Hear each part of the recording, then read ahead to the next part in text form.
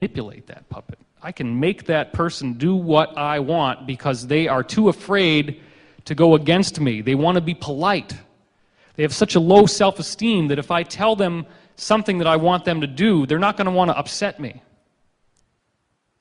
So what the universe actually does is that if you have a weakness, if you have something you don't like, the universe says, oh, you don't like that? Well, here, have some more. Have some more. Until you get to the point that you simply accept experience and accept yourself. And when you learn to accept yourself, you will not be manipulated because you will decide that it's better to preserve your sovereignty than to be manipulated by someone else. You will decide that your state of mind being positive and uplifting is a better state for you to be in than the state you're going to have to go through temporarily to really piss somebody off when they're trying to manipulate you. Because they're going to take it personally, they're going to get angry, they're going to throw hate at you. That's what they do. That's what these types of people do. Now, we're not judging those people except insofar as that they are in confusion. They are living in a confusion that makes them think that the body is who they are. And they are trying to do things to comfort the body at your expense. This is the meme that's going on in the entire planet. That's what a lot of these talks that you've been hearing are about. We are talking about how much corruption and greed and rottenness has festered into the society and the structure of civilization on Earth, in the governments, in the militaries, in the corporations, in the school system, in the financial system. Throughout everything, there is this corruption, this molding that has occurred. Let's get out of the idea that this is a victim consciousness that we're going through. That's what I'd recommend. You do what you want. But this is how I've decided to live. I'm not going to be anybody's victim. I'm not going to be anybody's slave. I claim, and I ask you with me right now by your applause, to claim your freedom and your sovereignty in this moment. Let's have a hand for that. All right.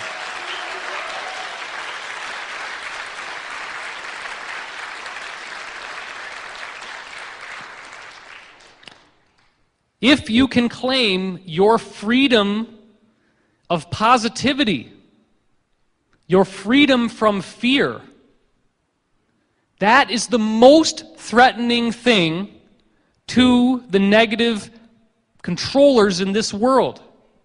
Because this is a frequency war. The one thing they don't want you to have is a positive, loving feeling in your day-to-day life.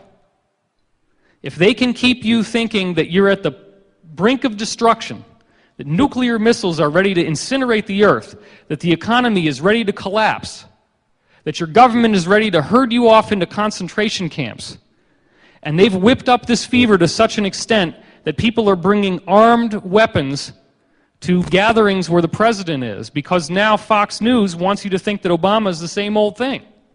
I don't care if that's what you believe or not. But any time that Fox News is telling me something is true, I'm inclined to think it's not true based on their past history. Can I get an amen on that?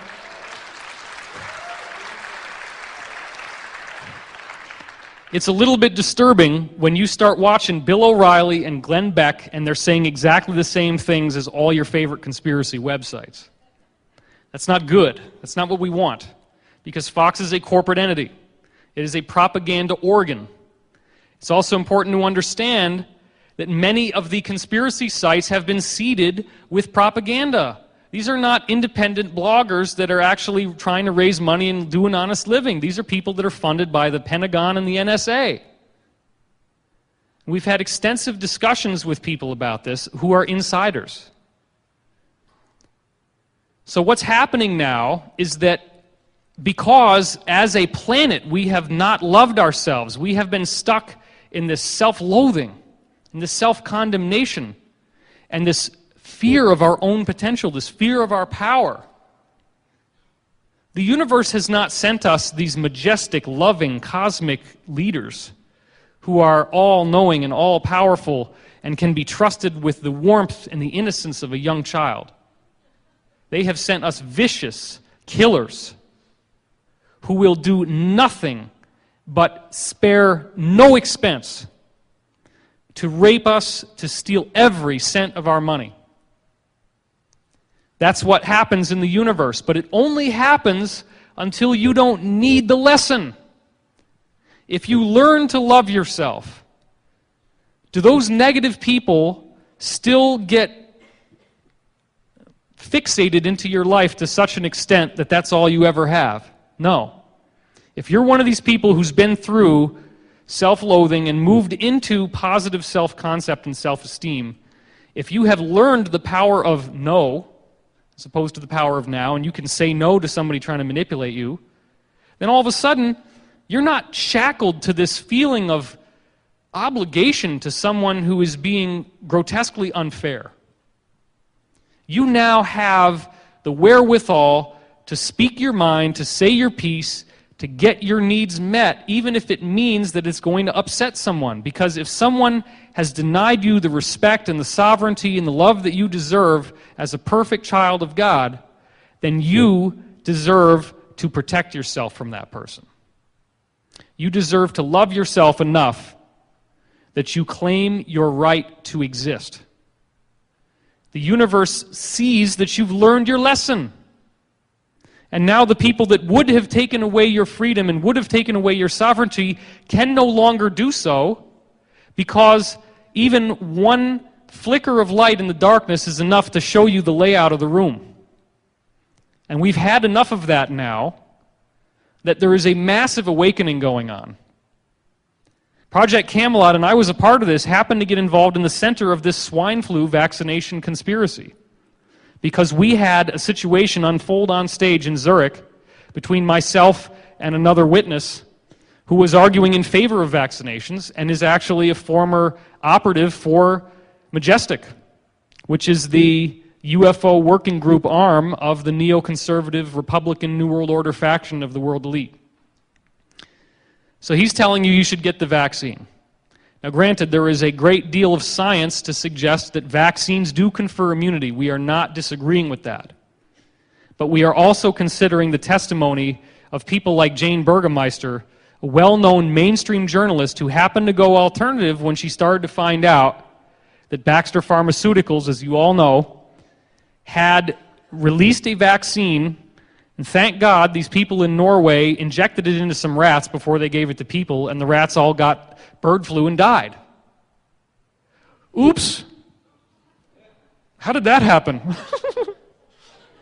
I don't know how that happened. Did we do that? No, of course not. So look, you also have people in the government who are not high enough to know that this swine flu thing might have been manufactured, and they have a very legitimate concern about the swine flu. It's being kept secret, but they do believe that this could mutate like it did in 1918, that you get sick the first time, it's not that bad, but you get sick the second time and everybody's dying. Millions of people are dying. That's the theory. Let's bear in mind that in 1918, the world was nowhere near as civilized as it is now. Sanitation was much less. And in order for you to have any of these flus, regardless of what they are, get your health down in a negative way, your immune system has to be depleted. What's the biggest thing in this new science I'm going to teach you about that depletes your immune system? Negative thoughts. So if they can keep you in fear, which means that you hate the government, you hate the president, you hate what's happening to your kids in school, you hate the economy, you hate the Federal Reserve, if you're angry and you're fearful all the time, and then they stick out a little virus, guess what happens to you? You get the virus.